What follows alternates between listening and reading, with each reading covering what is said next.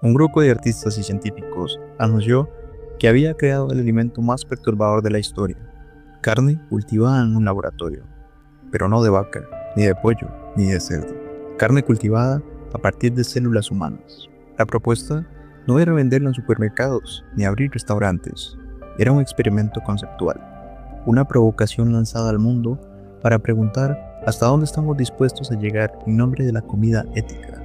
Lo llamaron el Uroboros Steak, en honor a la serpiente que se devora a sí misma. Un bocado imposible que abrió un debate escalofriante. ¿Qué pasaría si la fuente más sostenible de proteína fuéramos nosotros mismos? Durante siglos, la humanidad ha debatido lo que se puede y lo que no se puede comer. En cada cultura hay tabúes, animales sagrados, prohibiciones religiosas, líneas que no deben cruzarse, pero ninguna línea es más fuerte que la que nos separa de nosotros mismos. Esa frontera invisible ha definido lo que entendemos como civilización. Sin embargo, en la era de los laboratorios, esa frontera comenzó a difuminarse. La biotecnología no solo prometía salvar vidas con órganos impresos en 3D, sino también alimentar al mundo con carne cultivada sin necesidad de matar animales. Una idea celebrada como el futuro de la alimentación. Pero alguien se preguntó: si podemos cultivar cualquier tipo de carne, ¿por qué no la nuestra? Si el contenido del video te está gustando, dale like y suscríbete para continuar haciendo más videos así. En 2020, un colectivo de diseñadores y científicos presentó una pieza de arte biológico en el Museo de Diseño de Londres. No era una escultura, ni una pintura, ni un video. Era una bandeja con pequeños cortes de carne cultivada en laboratorio.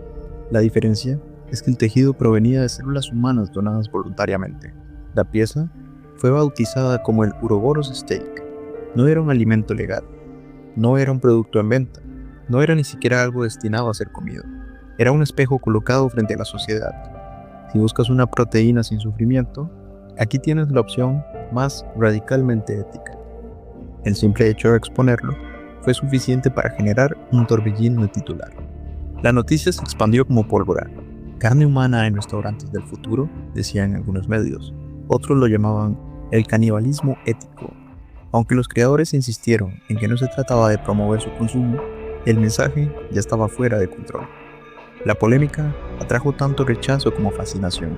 La mayoría lo calificó como grotesco, pero había quienes lo defendían como una provocación legítima, un golpe necesario para despertar al mundo frente a la hipocresía de la industria cárnica.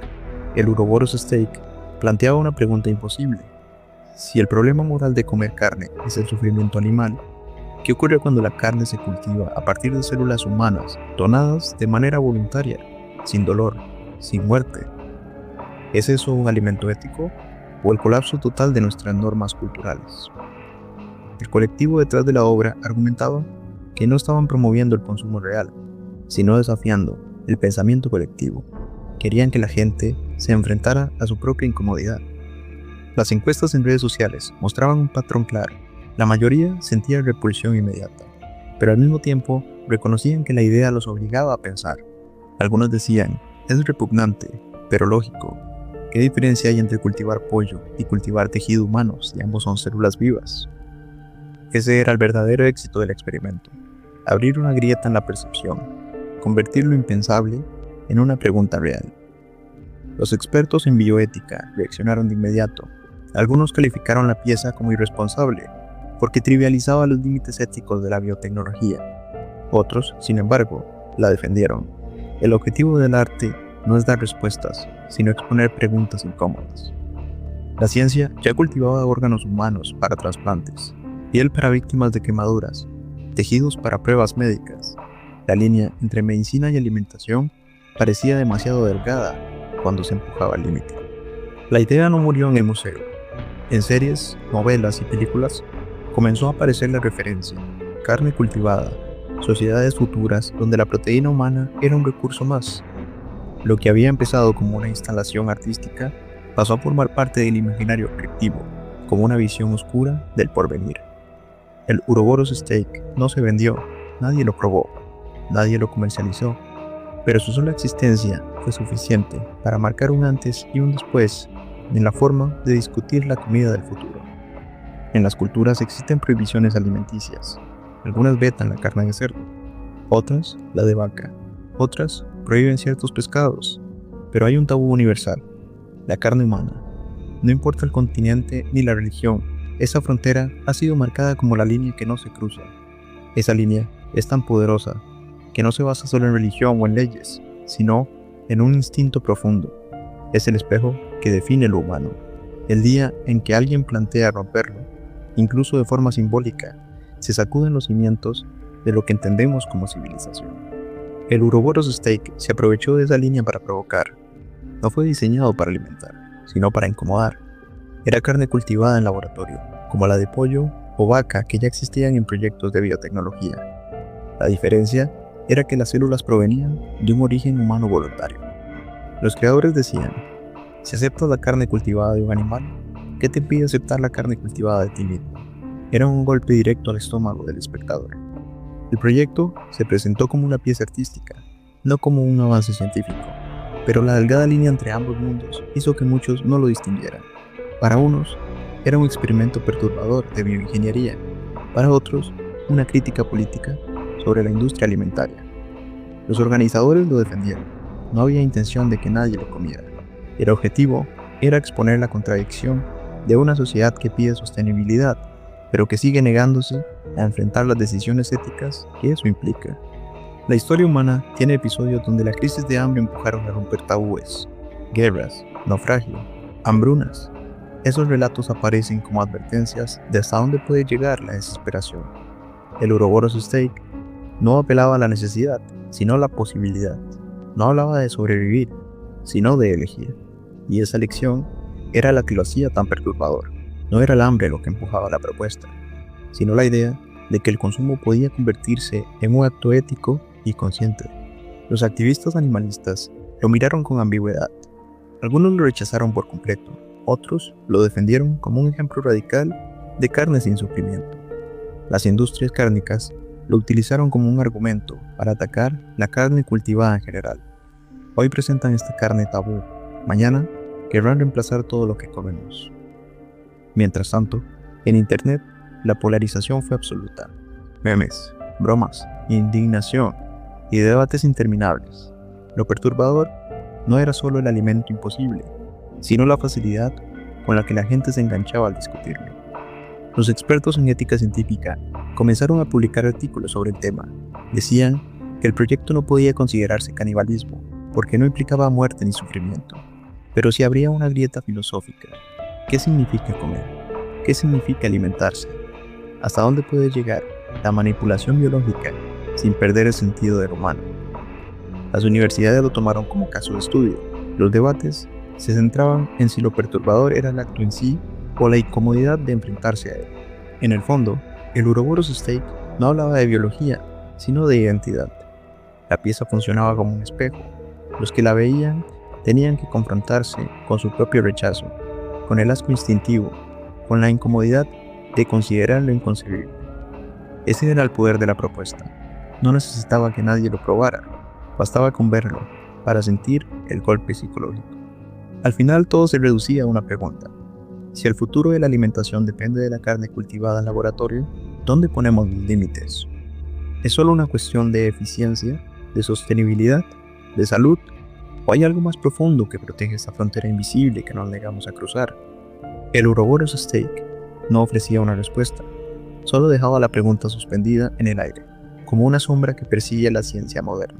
La biotecnología sigue avanzando. Hoy existen hamburguesas de carne cultivada de pollo, cerdo o res, producidas sin necesidad de criar ni sacrificar animales. En algunos países ya se venden en restaurantes de lujo, presentadas como la solución al hambre y a la crisis climática. Pero en cada conversación sobre carne cultivada, el fantasma del Uroboros Steak reaparece, como un recordatorio de que, si es posible crear carne de cualquier célula, el límite no lo marca la ciencia, sino la ética. El proyecto nunca fue un producto comercial, y sin embargo, dejó una huella profunda. Para algunos, fue una provocación irresponsable; para otros, la obra de arte más perturbadora del siglo XXI. Lo cierto es que abrió una grieta en la mente colectiva. La idea de que lo más prohibido, lo más impensable, podía materializarse dentro de un frasco de laboratorio. Un recordatorio de que la ciencia no solo transforma el mundo físico, también moldea la imaginación y los miedos de una sociedad entera. Cada vez que la historia se menciona, provoca la misma reacción. Primero, asco, luego, curiosidad. Esa dualidad es precisamente lo que la mantiene viva. La repulsión inicial es tan fuerte que obliga a pensar, aunque sea por un instante, en la posibilidad. El Ouroboros Steak se convirtió en una especie de mito moderno. Nadie lo comió, nadie lo vendió, pero todos hablan de él. Y esa presencia intangible es más poderosa que cualquier producto real. El colectivo de artistas que lo creó explicó que su intención era criticar el modelo industrial de la comida. Decían, si buscas carne cultivada ética, aquí está la opción definitiva. Con esta frase, forzaron al público a mirar la contradicción, aceptar la carne cultivada de animales, pero rechazar la propia. La provocación funcionó mejor de lo esperado. Lo que parecía una obra marginal terminó en titulares globales, debates universitarios y discusiones de sobremesa. Hoy, el tema sigue vivo en conferencias, foros y redes sociales. Los defensores de la carne cultivada la presentan como la salvación del planeta. Los críticos insisten en que es una tecnología que deshumaniza la alimentación, y en medio de esa batalla, el Ouroboros Steak se alza como un símbolo de lo incómodo, de lo que nadie quiere discutir abiertamente, pero todos conocen. La pregunta nunca se resuelve del todo. ¿Dónde trazamos la línea? ¿Y en qué punto la ciencia se convierte en un experimento con nosotros mismos? Quizás lo más perturbador no sea la pieza en sí, sino lo que revela. Que las normas más sagradas pueden ser desafiadas con una simple idea. El tabú de este tipo de carne, que parecía intocable, fue puesto sobre la mesa sin necesidad de romperlo físicamente. El Ouroboros Steak no alimentó a nadie, pero nos obligó a mirar la fragilidad de nuestras propias reglas. Mostró que la frontera entre lo ético y lo grotesco es más delgada de lo que queremos admitir. La serpiente Ouroboros, que se devora a sí misma, simboliza el ciclo eterno, destrucción y renacimiento, consumo y creación. Ese fue el mensaje final del proyecto. No se trataba de carne, sino de un reflejo de nosotros mismos. En el laboratorio, el tejido humano cultivado no gritaba, no sangraba, no sufría. Eran solo células creciendo en silencio, y sin embargo, su presencia fue suficiente para provocar miedo, rechazo y fascinación. La pieza fue retirada del museo, pero su sombra persiste. Cada avance en biotecnología recuerda que lo prohibido no siempre está en la técnica, sino en la mente. Y la pregunta queda suspendida en el aire. Si el futuro de la alimentación está en los laboratorios, ¿seremos capaces de mantener intactos nuestros tabúes? ¿O el hambre, el progreso y la curiosidad nos empujarán a cruzar la última frontera? El Ouroboros Steak nunca fue servido en un plato, nunca alimentó a nadie, pero cambió la manera en que hablamos de comida, de ética y de ciencia. Fue un espejo oscuro, un recordatorio de que lo más perturbador no es lo que ocurre en los laboratorios, sino lo que ocurre en nuestra mente cuando enfrentamos lo imposible. Recuerda darle like y suscribirte, y nos vemos en el próximo video.